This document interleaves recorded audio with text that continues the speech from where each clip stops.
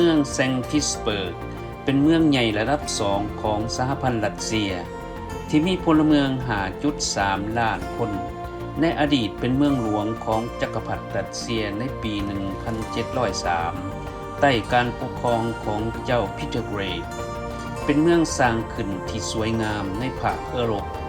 ตั้งอยู่ที่แม่น้ำรีวาต่อไปกับอ่าวฟินแลนด์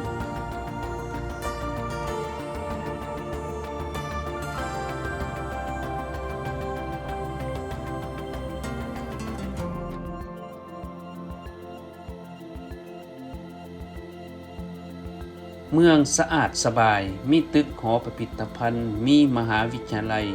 และมีสวนพักผ่อนเป็นบอนผู้เที่ยวไปนั่งพักผ่อนตากอากาศ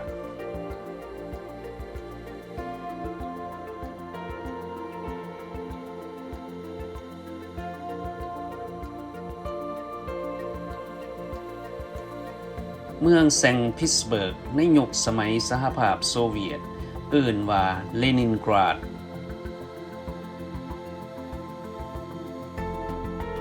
ภายหลังสหภาพโซเวียตล่มละลายได้เปลี่ยนขึ้นมาเป็นเมืองแซงต์พีเตอร์สเบิร์กของรัสเซียอีกครั้งเป็นเมืองที่สวยงามสะอาดน่าเที่ยว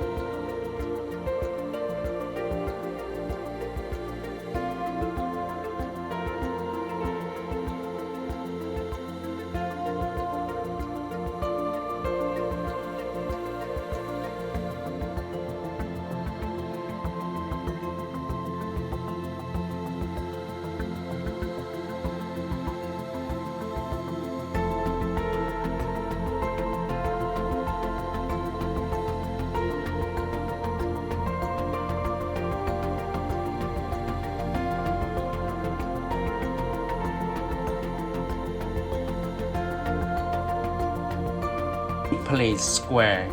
ซึ่งเป็นวังของเจ้าจักรพรรดิรัสเซียในศตวรรษที่ 17 และหอพิพิธภัณฑ์ต่างๆที่น่าชม